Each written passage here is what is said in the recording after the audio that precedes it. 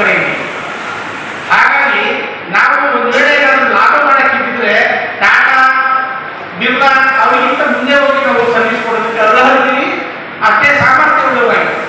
ಕಾರಣ ಈಗ ನಾನು ಅದರ ಬಿಗಿನಿಂಗ್ ಹೇಳೋದು ನಿಮಗೆ, ನಾವು ಏನು ನಮ್ಮ ಗಂಗಾ ಕಲ್ಯಾಣದಲ್ಲಿ ತೀರಾ ಕಡುಬಡವರಿಗೆ ನಾವು ಏನು ಸರ್ಕಾರ ಯೋಜನೆ ಮಾಡ್ಕೊಟ್ಟಿದ್ದೀವಿ ಅದಕ್ಕೆ ನಾವು ಕ್ರಿಯೇಟ್ ಮಾಡ್ತಾ ಇದ್ದೀವಿ. ಸರ್ಕಾರ ನಮಗೆ ಅನುದಾನ ಕೊಡ್ತದ್ದು ಕೇವಲ 400 ಕೋಟಿ ಮಾತ್ರ, 7,500 ಕೋಟಿ ನಾವು ಹಾಕಿದ್ದೇವೆ. ಇದನ್ನ ಕರ್ನಾಟಕ ವಿದ್ಯುತ್ ಪ್ರಸರಣ ನಿಗಮ ನೌಕರ ಸಂಘದ ಅಧ್ಯಕ್ಷನಾಗಿದ್ದೀನಿ. ಹಾಗೆ ನಮ್ಮಲ್ಲಿ ಒಕ್ಕೂಟ ಇದೆ, ನೌಕರ ಸಂಘ, ಇಂಜಿನಿಯರ್ ಸಂಘ, ಮತ್ತೆ ಅಕೌಂಟ್ಸ್ ಆಫೀಸರ್ ಸಂಘ, ಮತ್ತೆ SC/ST ವೆಲ್ಫೇರ್ ಅಸೋಸಿಯೇಷನ್ ಸಂಘ. ಇದಕ್ಕೆಲ್ಲರೂ ನಾವು ಒಕ್ಕೂಟ ಮಾಡಿದ್ರೆ ಒಕ್ಕೂಟಕ್ಕೂ ಸಹ ಅಧ್ಯಕ್ಷನಾಗಿ ನಾನು ಕಾರ್ಯನಿರ್ವಹಿಸ್ತಾ ಇದ್ದೀನಿ.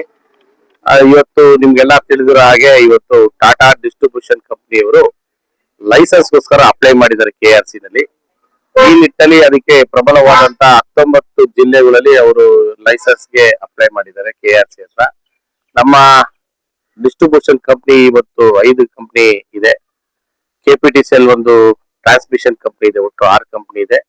ನಮ್ಮ ರಾಜ್ಯ ಸರ್ಕಾರದ ಅಡಿನಲ್ಲಿ ಇರಬೇಕು, ಯಾವುದೇ ಕಾರಣಕ್ಕೂ ಖಾಸಗೀಕರಣ ಆಗಬಾರ್ದು ಅಂತ ಇದೆ. ಉತ್ತಮ ಗುಣಮಟ್ಟವಾದಂತ ವಿದ್ಯುತ್ ಸರಬರಾಜು ನಾವು ಕೊಡ್ತಾ ಇದ್ದೀವಿ. ನಿಮ್ಗೆಲ್ಲ ತಿಳಿದಿರೋ ಹಾಗೆ ಒಂದೇ ನಿಮಿಷ ಕರೆಂಟ್ ಹೋದ್ರೂ ಗ್ರಾಹಕರು ಸುಮ್ಮನೆ ಇರೋದಿಲ್ಲ. ಇವತ್ತು ನಾವು ಯಾವುದೇ ಒಂದು ಲೋಡ್ ಶೆಡಿಂಗ್ ಇಲ್ದೇನೆ ರಾಜ್ಯ ಸರ್ಕಾರ ಮತ್ತೆ ನಮ್ಮ ಎಲ್ಲಾ ಕಂಪನಿಗಳು ಇವತ್ತಿನ ದಿವಸ ಗ್ರಾಹಕರಿಗೆ ಯಾವುದೇ ಒಂದು ವಿದ್ಯುತ್ ಸರಬರಾಜು ವಿತರಣೆ ಒಂದು ಕೊರತೆ ಇದ್ರೂ ಸಹ ಹೈಕಾಸ್ಟ್ ಎನರ್ಜಿಯಿಂದ ನಾವು ಪರ್ಚೇಸ್ ಮಾಡಿ ಗ್ರಾಹಕರಿಗೆ ಇವತ್ತು ವಿದ್ಯುತ್ ಸರಬರಾಜು ಕೊಡ್ತಾ ಇದ್ದೀವಿ. ಈ ನಿಟ್ಟಿನಲ್ಲಿ ಗ್ರಾಹಕರಿಗೆ ಉತ್ತಮ ಸೇವೆ ಮಾಡ್ತಾ ಒಂದು ಕಡೆ ಇದ್ರೆ, ನೌಕರ ಸಂಖ್ಯೆನೂ ಸಹ ಕಡಿಮೆ ಇದೆ. ಸುಮಾರು 85,000 ಜನ ನಮ್ದು ಸ್ಯಾಂಕ್ಷನ್ ಪೋಸ್ಟ್ ಇದೆ, 50,000 ಜನ ಮಾತ್ರ ನೌಕರು ನಾವು ಕಾರ್ಯನಿರ್ವಹಿಸ್ತಾ ಇದ್ವಿ. ಇನ್ನ 35,000 ಜನ ವೇಕೆನ್ಸಿ ಇದೆ. ಕೆಲಸದ ಒತ್ತಡ ನಡುವೆಯೂ ಸಹ ಉತ್ತಮವಾದಂತ ಸೇವೆ ಮಾಡ್ತಾ ಇದೀವಿ. ಆದ್ರಿಂದ ರಾಜ್ಯ ಸರ್ಕಾರ ಅಡಿನಲ್ಲೇ ಇರಬೇಕು ಅಂತ ಯಾವುದೇ ಕಾರಣಕ್ಕೂ ಖಾಸಗೀಕರಣ ಆಗಬಾರ್ದು ಅಂತ ನಮ್ಮ ಉದ್ದೇಶ. ಖಾಸಗೀಕರಣ ಮಾಡೋದ್ರಲ್ಲಿ ಮುಂದಿನ ದಿನಗಳಲ್ಲಿ ನಾವು ಉಗ್ರವಾದಂತ ಹೋರಾಟ ಮಾಡ್ತೀವಿ. ಈಗಾಗಲೇ ನಾವು ಮನವಿನ ತಯಾರು ಮಾಡಿದೀವಿ ಮಾನ್ಯ ಮುಖ್ಯಮಂತ್ರಿಯವರಿಗೆ, ಉಪಮುಖ್ಯಮಂತ್ರಿ ಮತ್ತೆ ನಮ್ಮ ಇಂಧನ ಸಚಿವರಿಗೆ. ಅವರು ಡೆಲ್ಲಿ ಇರೋದ್ರಿಂದ ಅವ್ರು ಬಂದ ನಂತರ ಅವ್ರಿಗೆ ಹೋಗ್ಬಿಟ್ಟು ಮನವೊಲಿಸಿ ರಾಜ್ಯ ಸರ್ಕಾರ ಅಡಿನಲ್ಲಿ ಇರಬೇಕು ಅಂತ ಬಿಟ್ಟು ರಿಕ್ವೆಸ್ಟ್ ಮಾಡ್ಕೊಂಡಿದ್ದೀವಿ. ತಮ್ಮ ಇಲಾಖೆ ಅಧಿಕಾರಿಗಳೆಲ್ಲ ರಿಕ್ವೆಸ್ಟ್ ಮಾಡ್ಕೊಂಡು ಈಗ ನಾವು ಕೇಳಿದ್ರಿ, ಒಂದು ವೇಳೆ ಪ್ರೈವೇಟೈಸೇಷನ್ ಆಗೋದ್ರೆ ಏನು ಮಾಡ್ತೀರಾ ಅಂತ. ನಿಮ್ಮ ಭಾವನೆ ಏನಾಗಿದೆ, ಪ್ರೈವೇಟೈಸೇಷನ್ ಖಾಸಗೀಕರಣ ಆದರೆ ನಮ್ಮ ಅಧಿಕಾರಿಗಳು ಮತ್ತು ನೌಕರರಿಗೆ ಸಮಸ್ಯೆ ಆಗುತ್ತೆ ಅಂತ. ಇದು ಒಂದು ತಪ್ಪು ಕಲ್ಪನೆ. ಯಾಕೆ ಇದು ತಪ್ಪು ಕಲ್ಪನೆ ಅಂತಂದರೆ, ಈಗ ಖಾಸಗೀಕರಣ ಆದಂತಹ ಉದಾಹರಣೆಗೆ ಎಕ್ಸಾಂಪಲ್ಲು ಯಾವುದಾದ್ರೂ ಖಾಸಗಿ ಸಂಸ್ಥೆಗಳನ್ನು ತಗೊಳ್ಳಿ, ಅವರು ಆಲ್ವೇಸ್ ಲಾಭದಲ್ಲಿ ನೋಡ್ತಾ ಇದ್ದಾರೆ ಅವರು, ಅಲ್ವಾ? ಲಾಭ ಇಟ್ಕೊಂಡೆ ಅವರೆಲ್ಲ ಕೆಲಸ ಕಾರ್ಯಗಳನ್ನು ಮಾಡ್ತಾರೆ. ಆದರೆ ನಮ್ಮ ಸಂಸ್ಥೆ ಇದೆಯಲ್ಲ, ನಾವು ಲಾಭದಲ್ಲಿ ಮಾಡೋ ಅಂಥ ಸಂಸ್ಥೆ ಅಲ್ಲ. ನಾವು ನೋ ಪ್ರಾಫಿಟ್ಟು ನೋ ಗೇಯ್ನು. ನಾವು ಪ್ರಾಫಿಟ್ ಇಲ್ಲದೆ ನಮ್ಮ ಆಡಳಿತ ವೆಚ್ಚನ ಸರಿದೋಗಿಸ್ಕೊಂಡು ನಾವು ಮ್ಯಾನೇಜ್ ಮಾಡ್ಕೊಂಡು ಬರ್ತಾಯಿದ್ದೀವಿ. 1902ನೇ ಇಸ್ವಿಯಿಂದನೂ ಬಂದಿದ್ದೀವಿ. ಆದರೂ ಲಾಸಲ್ಲಿದ್ದೀವಿ. ಯಾಕೆ ಲಾಸಲ್ಲಿದ್ದೀವಿ ಅಂದರೆ, ಈಗ ನಿಮಗೆ ಇನ್ಫ್ರಾಸ್ಟ್ರಕ್ಚರ್ ಕ್ರಿಯೇಟ್ ಮಾಡಿಕೊಡೋದಿರ್ಬೋದು. ಇದನ್ನೆಲ್ಲ ಇನ್ಫ್ರಾಸ್ಟ್ರಕ್ಚರ್ ಕ್ರಿಯೇಟ್ ಮಾಡೋಕ್ಕೆ ಸರ್ಕಾರ ನಮಗೆ ₹1 ನಮಗೆ ಅನುದಾನ ಕೊಡೋಲ್ಲ.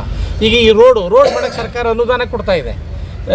ಕಾಲುವೆ ಮಾಡೋಕ್ಕೆ ಸರ್ಕಾರ ಅನುದಾನ ಕೊಡ್ತಾ ಇದೆ. ನಮಗೆ ₹1 ನಮಗೆ ಸರ್ಕಾರ ಅನುದಾನ ಕೊಡ್ತಾ ಇಲ್ಲ.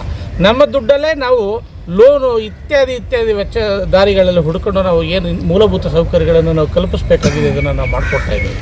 ಆದರೆ ನಮಗೆ ಏನು ಲೋನ್ ಇದೆಯಲ್ಲ, ಈ ಲೋನನ್ನು ನಮಗೆ ಉಳಿಸ್ಕೊಂಡು ನಾವು ನಿಮ್ಮನ್ನೆಲ್ಲ ಮ್ಯಾನೇಜ್ ಮಾಡ್ಕೊಂಡು ಹೋಗ್ತಾ ಇದ್ದೀವಿ. ಆದರೆ ಖಾಸಗಿಯವ್ರಿಗೆ ಝೀರೋ ಲೋನು, ಅವ್ರಿಗೆ ₹1 ಲೋನ್ ಇಲ್ಲದೆ ನಾವು ಅವ್ರಿಗೆ ಹ್ಯಾಂಡ್ ಓವರ್ ಮಾಡ್ತಾಯಿದ್ದೀವಿ.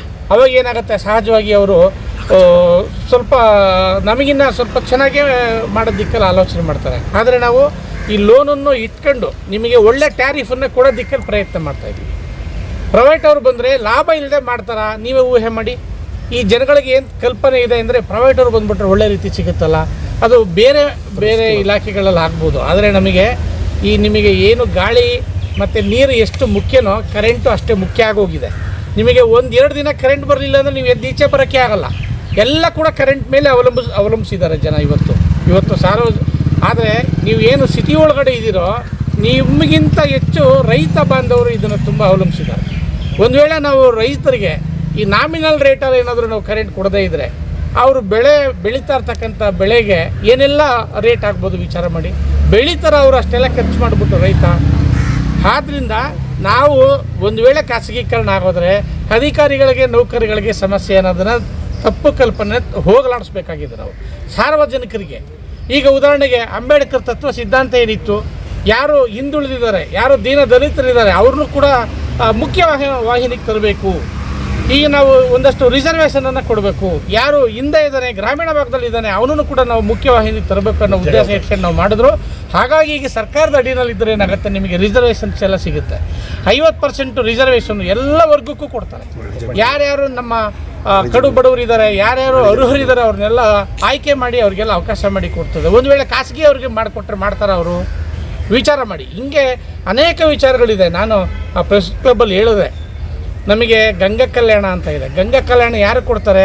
ಅಂಬಾನಿ ಅದಾನಿ ಕೊಡಲ್ಲ ಗಂಗಾ ಕಲ್ಯಾಣನ. ಯಾರು ತೀರಾ ರೈತ 1 ಎಕರೆ 2 ಎಕರೆ ಇಟ್ಕೊಂಡಿರ್ತಾನೆ, ಅವ್ರು ಬೋರ್ ಕೊಡ್ಸೋಕ್ಕೂ ಶಕ್ತಿ ಇರಲ್ಲ ಅಂತೇವನಿಗೆ ಸರ್ಕಾರ ಬೋರ್ ಕೊಡಿಸ್ಕೊಡುತ್ತೆ. ಸರ್ಕಾರ ಬೋರಿಗೆ ಕೊಡಿಸಿ ಮೋಟ್ರನ್ನೂ ಕೂಡ ಕೊಡ್ತದೆ, ಆದರೆ ಇನ್ಫ್ರಾಸ್ಟ್ರಕ್ಚರ್ ಮಾಡೋಕ್ಕೆ ನಮಗೆ ಹೇಳ್ತಾರೆ. ನಾವೇನು ಮಾಡಿದ್ವಿ, ಕಳೆದ 5 ವರ್ಷಗಳಲ್ಲಿ 2,500 ಕೋಟಿ ರೂಪಾಯಿ ಖರ್ಚು ಮಾಡಿ ಅವರಿಗೆಲ್ಲ ಇನ್ಫ್ರಾಸ್ಟ್ರಕ್ಚರ್ ಕ್ರಿಯೇಟ್ ಮಾಡಿಕೊಟ್ಟಿದ್ವಿ. ಸರ್ಕಾರ ನಮಗೆ ಕೇವಲ 400 ಕೋಟಿ ರೂಪಾಯಿ ಮಾತ್ರ ಕೊಟ್ಟಿದೆ. ಇನ್ನು 2,500 ಕೋಟಿ 2,100 ಕೋಟಿ ಇದೆಯಲ್ಲ, ಇದನ್ನು ನಮ್ಮ ಇಲಾಖೆಯವರು ಬರ್ಸಿದ್ದೀವಿ. ಇದನ್ನು ಪ್ರೈವೇಟ್ ಒಂದು ಮಾಡ್ತಾನೆ. ಈಗ ನಿಮ್ಮ ಮನೆ ಮುಂದೆ ಯಾವುದೋ ಒಂದು ಏನೋ ಸ್ವಲ್ಪ ಡ್ಯಾಮೇಜ್ ಆಗಿರ್ತದೆ, ಅಜಾರ್ಡಸ್ ಲೊಕೇಶನ್ಸ್ ಇರ್ತದೆ, ಯಾವುದೋ ಸ್ಕೂಲ್ಗಳಲ್ಲಿ ಅಜಾರ್ಡಸ್ ಇರ್ತದೆ. ನೀವು ಹೇಳಿದ್ರೆ, ಸರ್ಕಾರ ಹೇಳಿದ್ರೆ ನಾವು ಅದನ್ನು ಕನ್ಸಿಡರ್ ಮಾಡ್ತೀವಿ, ಅದನ್ನು ರೆಕ್ಟಿಫೈ ಮಾಡ್ತೀವಿ. ಅವನೇನು ಮಾಡ್ತಾನೆ, ನಿಮ್ಮ ಮನೆ ಮುಂದೆ ಇದೆ, ಅದು ಏನಾದರೂ ಸರಿ ಮಾಡಿಕೊಟ್ರೆ ನಿನಗೆ ಅನುಕೂಲ ಆಗುತ್ತೆ, ಆ ಕಾಸ್ಟ್ ನೀನು ಬೇರೆ ಮಾಡು ಅಂತ ಹೇಳ್ತಾರೆ. ನಾವೇನಾದರೂ ಕೇಳ್ತಾ ಇದ್ದೀವಾ? ಇಲ್ಲ. ಇಂತಹ ಸಾಮಾಜಿಕ ಕೆಲಸಗಳನ್ನು ಸರ್ಕಾರ ಗಮನಿಸಬೇಕಾಗತ್ತೆ. ಸರ್ಕಾರದ ಕಂಟ್ರೋಲ್ ತಪ್ಪೋಗ್ಬಿಡ್ತದೆ. ಯಾರೋ ಖಾಸಗಿಯವ್ರು ಬಂದರೆ ಸರ್ಕಾರದ ಏನು ಉದ್ದೇಶಗಳಿದೆಯೋ ಅದೆಲ್ಲ ಸಫಲ ಆಗಲ್ಲ. ಹಿಂಗೆ ಅನೇಕ ವಿಚಾರಗಳಿದೆ. ತಾವು ಮಾಧ್ಯಮದವರು ದಯಮಾಡಿ ಇದರಿಂದ ನೌಕರಿಗೆ ಸಮಸ್ಯೆ ಆಗುತ್ತೆ ಅನ್ನೋದನ್ನು ಹೋಗಲಾಡಿಸಿ. ಇದರಿಂದ ಸಾರ್ವಜನಿಕರಿಗೆ ತೊಂದರೆ ಆಗ್ತಾ ಇದೆ. ಸರ್ಕಾರದ ಆದೇಶಗಳಿದೆಯಲ್ಲ ಅವನ್ನೆಲ್ಲ ಮಾಡಲ್ಲ. ನೀವು ದುಡ್ಡು ಕೊಟ್ಟರೆ ಮಾಡ್ತೀವಿ ಅಂತಾರೆ, ದುಡ್ಡು ಕೊಟ್ಟರೆ ರೋಡ್ ಮಾಡ್ತಾರಲ್ಲ ಆ ಥರ ದುಡ್ಡು ಕೊಟ್ಟರೆ ಕಂಬ ಹಾಕ್ತಾರವರು. ಇವತ್ತು ನಮಗೆ ಅದು ಯಾವುದೂ ಇಲ್ಲ. ನೀವು ಇನ್ನೂ ಹೆಚ್ಚು ಅಧ್ಯಯನ ಮಾಡಿ. ನಾವಷ್ಟೇ ವಿರೋಧ ಮಾಡ್ತಾ ಇಲ್ಲ, ಎಲ್ಲ ನಮ್ಮಲ್ಲಿ ಎಸ್ಕಾಮ್ಸ್ಗಳು ಕೂಡ ಇದನ್ನು ವಿರೋಧ ಮಾಡ್ತಾ ಇದ್ದಾವೆ. ಎಲ್ಲರೂ ಕೂಡ ಅಬ್ಜೆಕ್ಷನನ್ನು ಫೈಲ್ ಮಾಡ್ತಾ ಇದ್ದಾರೆ. ಇದಕ್ಕೆ ಮುಖ್ಯವಾಗಿ ಸರ್ಕಾರನೇ ಇದನ್ನು ವಿರೋಧ ಮಾಡ್ತಾ ಇದೆ. ಮುಂದಿನ ದಿನಗಳಲ್ಲಿ ಅದು ಕೂಡ ತಮಗೆ ಗೊತ್ತಾಗುತ್ತೆ. ಧನ್ಯವಾದ. ತಾವು ಹೇಳ್ತಾ ಇಲ್ಲ ಅದೇ ಸಮಸ್ಯೆಗಳು ಆಗ್ತಾ ಇದೆ, ಆದರೆ ಇಡೀ ರಾಜ್ಯನೇ ಆಗಿಲ್ಲ. ಈಗ ಉದಾಹರಣೆಗೆ ಡೆಲ್ಲಿ ಆಗಿದೆ, ಬಾಂಬೆ ಆಗಿದೆ, ಒಡಿಶಾದಲ್ಲಿ ಕೆಲವು ಕಡೆ ಆಗಿದೆ. ಆದರೆ ನಮ್ಮಲ್ಲಿ ಏನಾಗಿದೆ, ಆಲ್ಮೋಸ್ಟ್ 75% ಕೆಳಗೆ ಕೊಟ್ಟಿದ್ದಾರೆ. ಸುಮಾರು 19 ಜಿಲ್ಲೆ ಇದೆ. ಇನ್ನು ಉಳಿದವರು ಇನ್ನೊಂದು ಯಾವುದೋ ಕಂಪ್ನಿ ಕೈಲಿ ಹಾಕಿಸ್ತಾರೆ. ಇಡೀ ರಾಜ್ಯನೇ ತಗೊಳ್ತಾ ಇದೆ. ಕಾರಣ, ಎಲ್ಲ ರಾಜ್ಯಗಳಿಗಿಂತ ತುಂಬ ಸಂತೃಪ್ತಿಯಿಂದ ಇರ್ತಕ್ಕಂಥ ರಾಜ್ಯ ಕರ್ನಾಟಕ. ನಾವು ಅಷ್ಟೊಂದು ಎನರ್ಜಿನ ಜನ್ರೇಟ್ ಮಾಡ್ತಾ ಇದ್ದೀವಿ, ನಾವು ಅಷ್ಟು ಉತ್ಪಾದನೆ ಮಾಡ್ತಾ ಇದ್ದೀವಿ. ಇಡೀ ಏಷ್ಯಾ ಖಂಡದಲ್ಲಿ ನಮ್ಮ ಪಾವಗಡ ಸೋಲಾರ್ ಪಾರ್ಕ್ ಇದೆಯಲ್ಲ, ಇದು ತುಂಬ ದೊಡ್ಡ ಒಂದು ಜನರೇಷನ್ ಪಾರ್ಕ್ ಆಗಿದೆ. ಇನ್ನು ಮುಂದಿನ ಒಂದು 3 ವರ್ಷಗಳಲ್ಲಿ ಮತ್ತೆ ಒಂದು 5,000 ಮೆಗಾವ್ಯಾಟನ್ನು ಕಾಂಗ್ರೆಸ್ ಸರ್ಕಾರ ಉತ್ಪಾದನೆ ಮಾಡ್ತಾ ಇದೆ. ಇಲ್ಲಿ ತುಂಬ ಚೆನ್ನಾಗಿದೆ, ಸಂಪದ್ಭರಿತವಾಗಿದೆ ಅನ್ನೋ ಕಾರಣಕ್ಕೆ ಅವರು ಉದ್ದೇಶ ಇಟ್ಕೊಂಡು ಬರ್ತಾ ಇದ್ದಾರೆ. ಇದನ್ನು ನಾವು ಅಧಿಕಾರಿಗಳು ಎಲ್ಲ ಒಂದು ಸಾರ್ವಜನಿಕರಿಗೆ ಮನವರಿಕೆ ಮಾಡಿಕೊಡ್ತೀವಿ, ಮತ್ತು ಸರ್ಕಾರಕ್ಕೂ ಕೂಡ ನಾವು ಮನವರಿಕೆ ಮಾಡಿಕೊಟ್ಟು ಇದರಿಂದ ನಷ್ಟ ನಮ್ಮ ಸಾರ್ವಜನಿಕರಿಗೆ ಮತ್ತು ಸರ್ಕಾರಕ್ಕೆ ಆಗುತ್ತೆ ಅನ್ನೋದನ್ನು ತಿಳಿಸಿ ಇದನ್ನು ಹೇಗೆ ನಾವು ಹೋಗಲಾಡಿಸ್ಬೇಕು ಅದನ್ನು ಆ ದಿಕ್ಕಲ್ಲಿ ಪ್ರಯತ್ನ ಮಾಡ್ತೀವಿ. ನೋಡಿ, ನಮ್ಮ ನೌಕರಿಗೆ ಯಾವುದೇ ತೊಂದರೆ ಆಗಲ್ಲ. ಕಾರಣ, ನಮಗೆ ಟ್ರೈಪಾರ್ಟಿಯೇಟ್ ಅಗ್ರಿಮೆಂಟ್ ಅಂತ ಇದೆ. ನಮಗೆ ಸರ್ಕಾರ ಮತ್ತು ಮ್ಯಾನೇಜ್ಮೆಂಟು ನಮ್ಮ ಸಂಘ ಸಂಸ್ಥೆಗಳೆಲ್ಲ ಸೈನ್ ಮಾಡ್ಕೊಂಡಿದ್ದೀವಿ. ನಮ್ಮ ನೌಕರನ್ನ ರಿಮೂವ್ ಮಾಡೋಕ್ಕೆ ಸಾಧ್ಯ ಇಲ್ಲ ಅವರು.